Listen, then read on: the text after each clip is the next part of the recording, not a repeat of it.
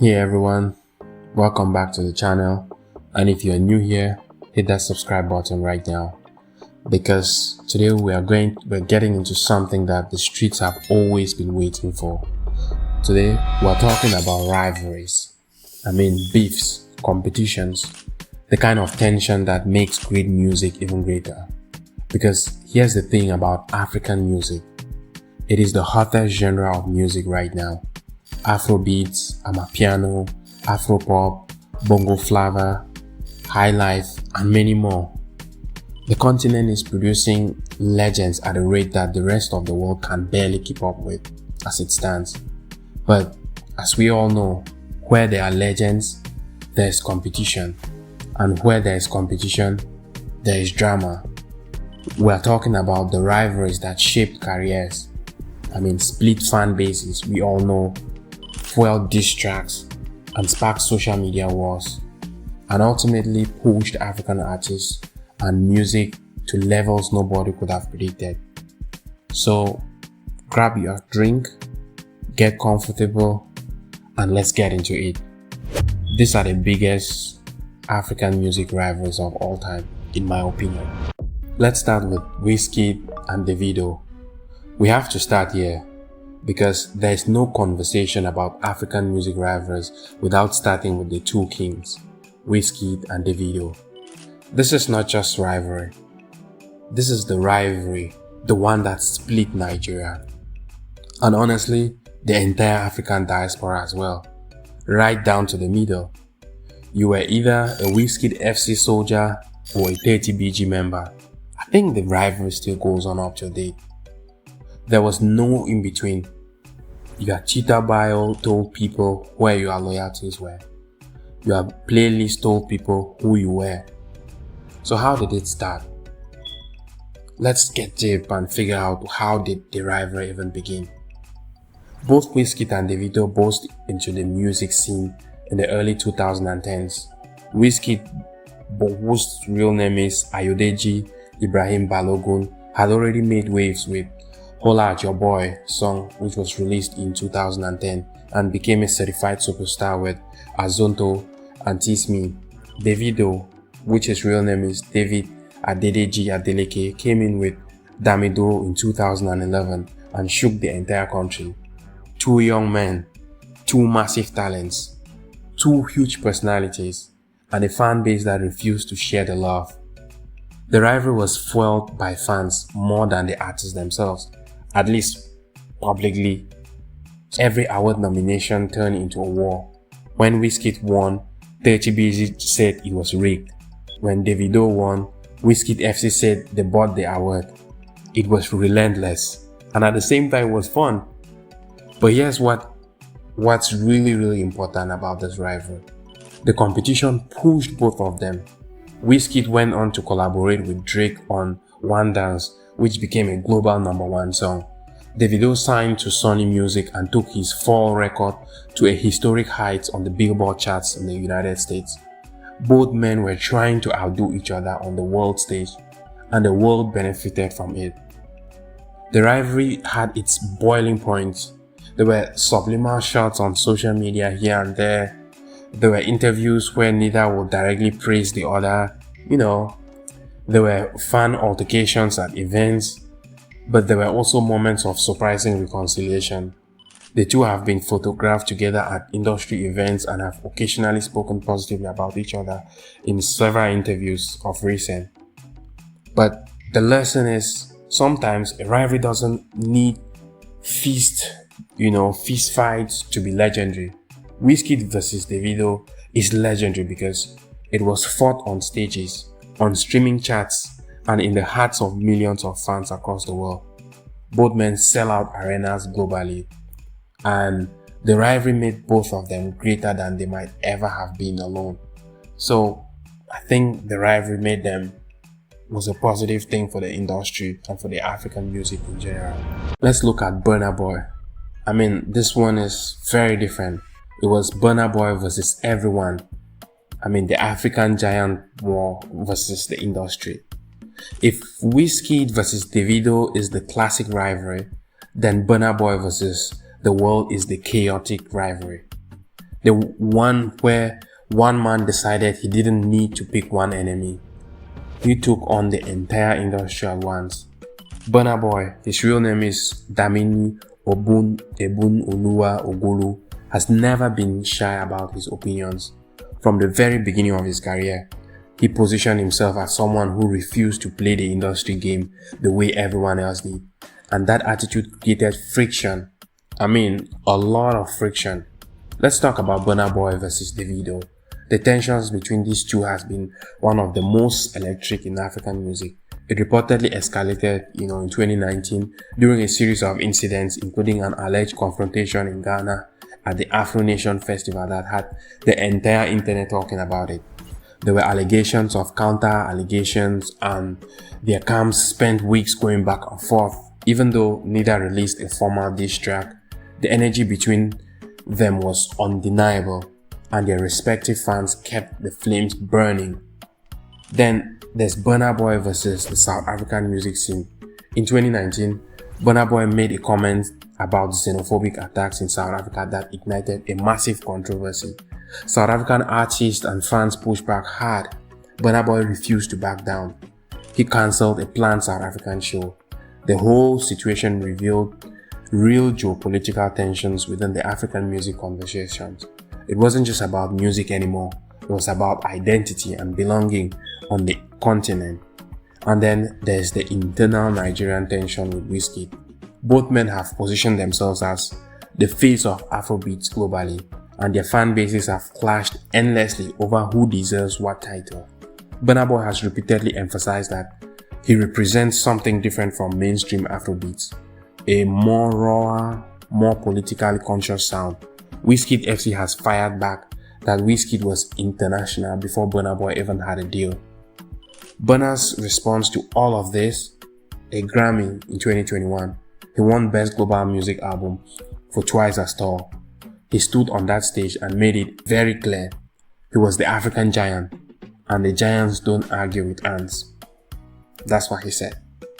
Love him or hate him, the rivalries between Burna Boy created international, or maybe local, but it pushed him to produce some of the most critically acclaimed African music of his generation, and it pushed African music to a whole different height. Let's look at Diamond Platnumz versus Harmonize, which is like a beef between the master and the student. Now, let's move to East Africa, and this rivalry literally hits different because this one is really personal. Diamond Platnumz is the undisputed king of Bongo Flava. He was born, his real name is Abdul Nasib Juma Isaac, and he was born in Dar es Salaam, Tanzania. He built himself from nothing into arguably one of the biggest music stars in East and Central Africa. Music label WCB Wasafi became one of the most powerful music houses on the continent. Harmonize, whose real name is Rajab Abdul Kahali, was Diamond Platnumz's most prized signee. He was like a student, the heir apparent. Diamond saw something in Harmonize and brought him up under his wing, turning him into a star. For years, they were a powerhouse team, and then it fell apart. In 2019, Harmonize departed from Wasafi under a circumstance that were anything but clean. There were reports of contract disputes, disagreements over creative direction, and personal tensions that had been building for years.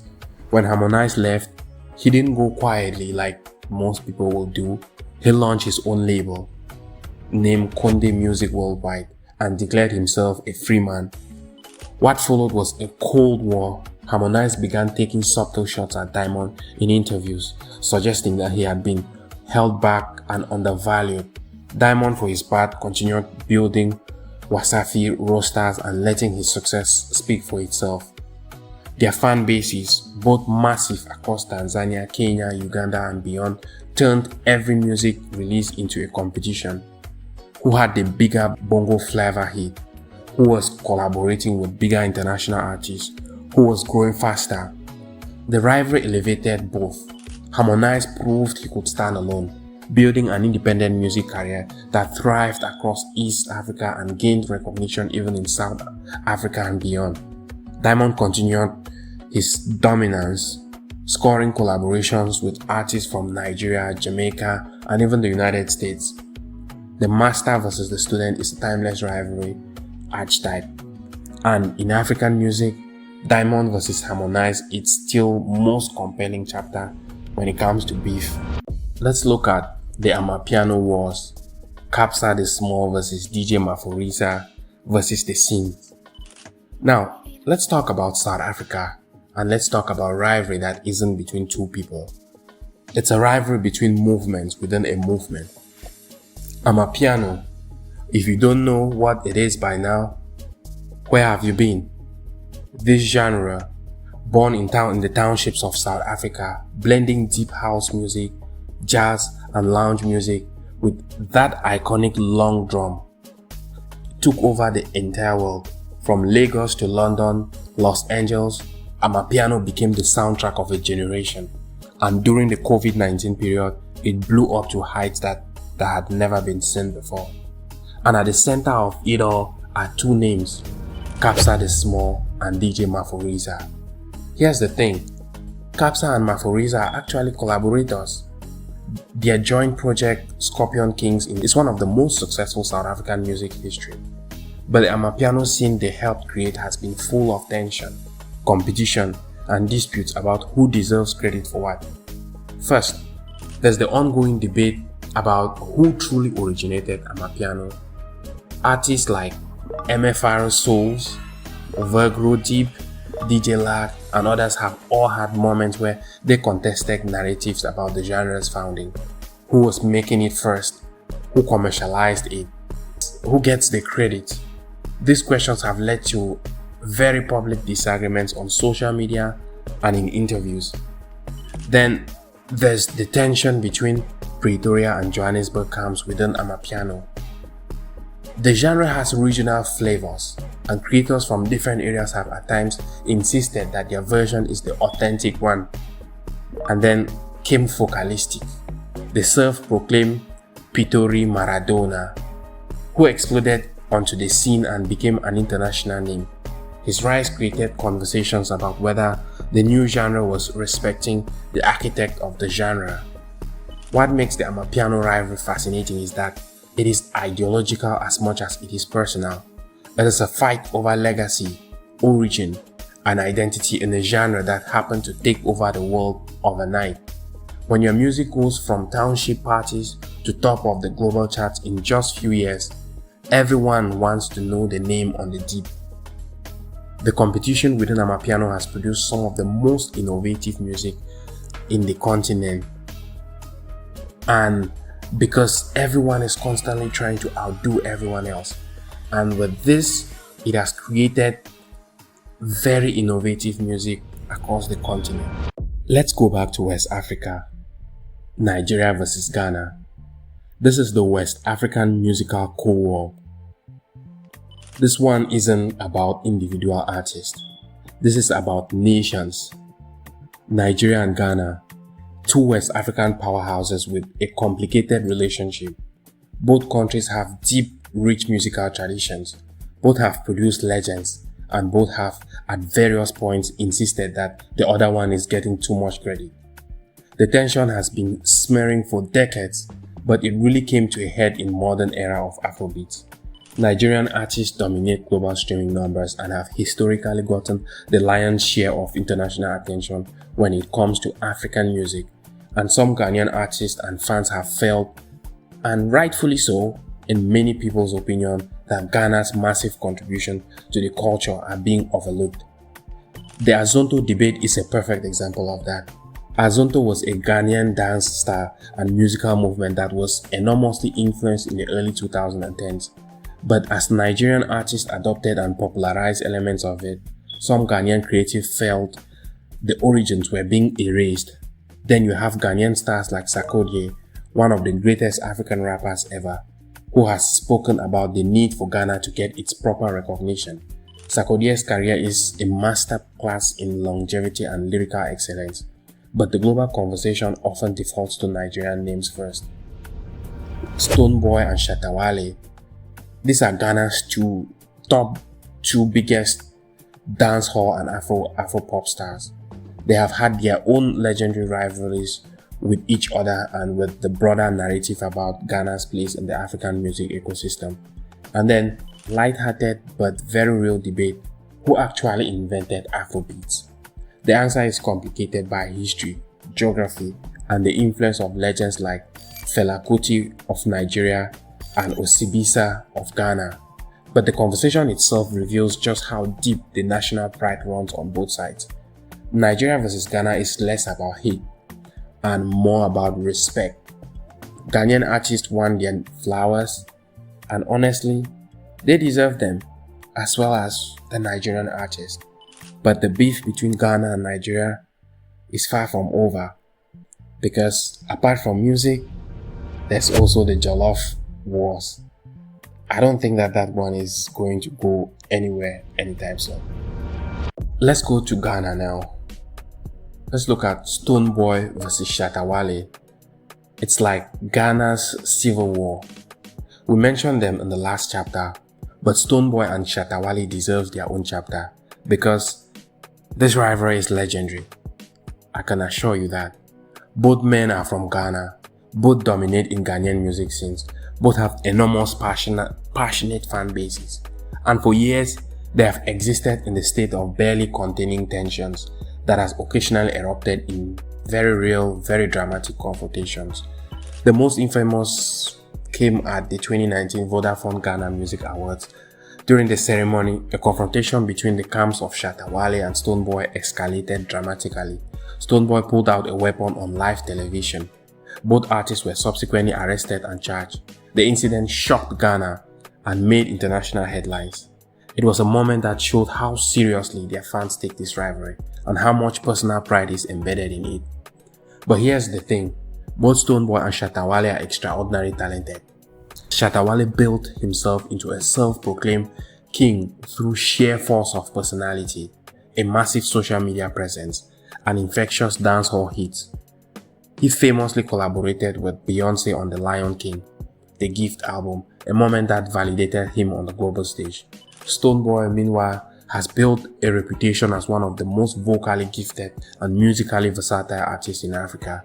His Afro-reggae sound has won him BET awards and earned him critical acclaim across the continent. The irony? The rivalry has made both of them more famous than they might have been separately. Ghana needed both of them, and when they have occasionally extended olive branches, sharing stages or speaking respectfully about each other, it's shown that underneath the competition is mutual respect forged in the fire of shared ambition. So, Shatta Wale versus Stonebwoy, I think it's Ghana's greatest music civil war, and both men are still standing, and both camps are still standing, the fan bases and everyone. Let's look at some honorable mentions, rivalries that shaped the continent. We've covered the biggest ones, but we will be doing the continent a disservice if we didn't give a quick run through of some of the other rivalries that have shaped African music. Let's look at Tiwa Savage versus Yemi Alade, two of the biggest female artists of their generation. Their rivalry has been less about beef and more about competition for titles of Africa's premier female voice. Both have denied there's a bad blood, but their fan bases have maintained a spiral debate for over a decade of who is the queen. What this rivalry did was to show the world that African women could hold the top spot, not just supporting role. Let's go to South Africa, Cassper Nyovest versus AKA. Two of South Africa's biggest hip-hop names spent years in rivalry that included diss tracks, a proposed boxing match that became a cultural event, and a feud that defined an era of South African rap on the map. The tragic death of AKA in February 2023 gave this rivalry a heartbreaking final chapter that the South African music community is still processing. May his legacy live on, and may his fan base, the Megacy, live forever. Let's go to Senegal, West Africa, Youssou N'Dour versus Baba Mal. If some of you have been watching this channel, you would have watched some videos about Youssou N'Dour and Baba Mal. Going back in time, These two Senegalese legends represent competing transitions in West African music. Ndor championed the ballads, which is fusing traditional Sere rhythms with global pop. Baba Mal was the voice of the Fula people and a guardian of the Groyd tradition. Their rivalry was more philosophical than personal, but it is shaped by the identity of West African music for decades. So it's not about street beef or any personal beef. Now let's go to the DRC, Congo, Democratic Republic of Congo. Fally Ipupa versus Ferregola. These are two princes of Congolese rumba who emerged from the legendary Cartier Latin International Group, which was run by the legendary Koffi Olomide of Congo DRC. When they went solo, their fans immediately turned into a competition. Who was the true heir to the Congolese rumba throne? This debate rages to this day across the DRC, and even Congo-Brazzaville and the entire Francophone African world. Every one of these rivalries added a chapter to the greatest story in music today, and it is very, very important to mention some of this. I know I cannot mention all of them, but there are so many rivalries that we couldn't put them all in just this one video. So here's the thing about all of these rivalries. Every single one of them, at its core, is a story about ambition, about people who refuse to settle for second place, about artists who pushed each other to be better, to go harder, to reach further than they thought was possible. African music is the biggest cultural export on the planet right now, and part of the reason for that is this competition, this fire. When Wizkid and Davido were fighting for Nigeria's crown, they were both working harder than anyone else. When Burna Boy was going to war with the industry, he was making albums that changed the game. When Kapsa and the Amapiano family were competing within their own genre, they were producing music that the whole world couldn't stop dancing to. Rivalries are not the enemy of greatness. Sometimes rivalries are the greatness itself. So tell me in the comments, which rivalry do you think had the biggest impact on African music?